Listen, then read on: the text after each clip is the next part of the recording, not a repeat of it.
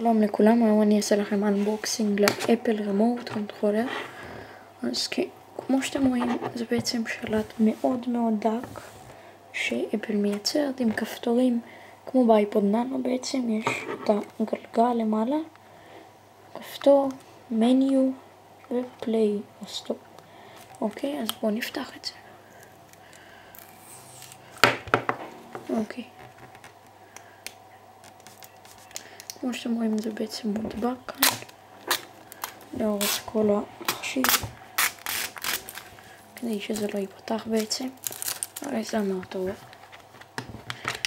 לאחר מכן בעצם פותחים את חתיכת הפלסטיק והנה הרימוט קונטרול. אז בואו נוציא אותו.